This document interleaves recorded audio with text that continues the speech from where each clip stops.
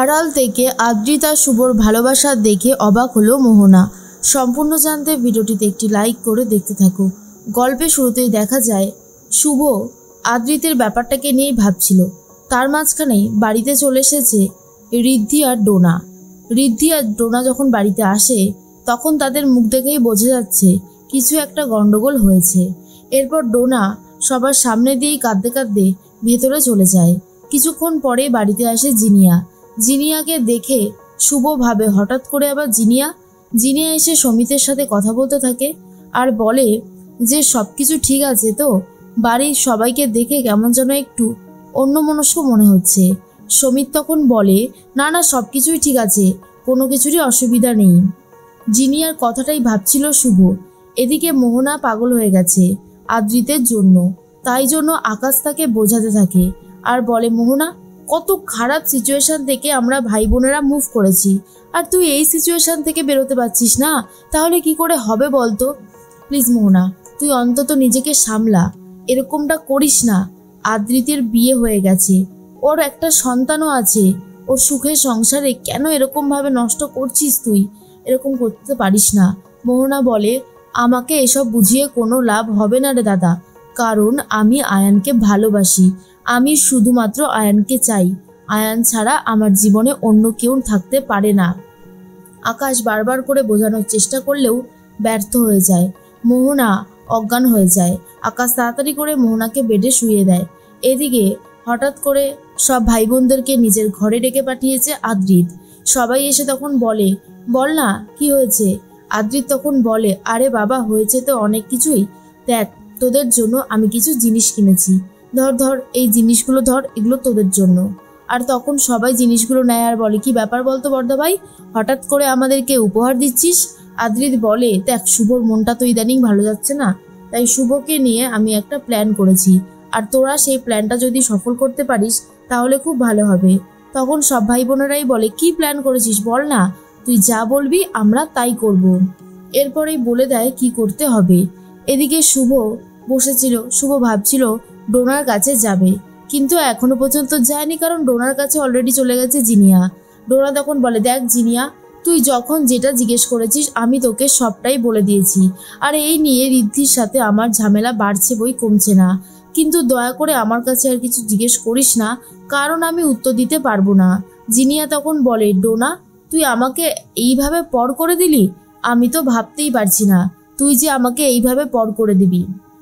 ডোনা বলে আমি তোকে পর করতে চাইনি, টেন্ডারের ব্যাপারটা তোকে বলেছিলাম, কিন্তু তুই গন্ডগোল করে দিয়েছিস। এইরকম চলতে থাকলে আমার তো সবার সাথেই সম্পর্কটা বাজে হয়ে যাবে না।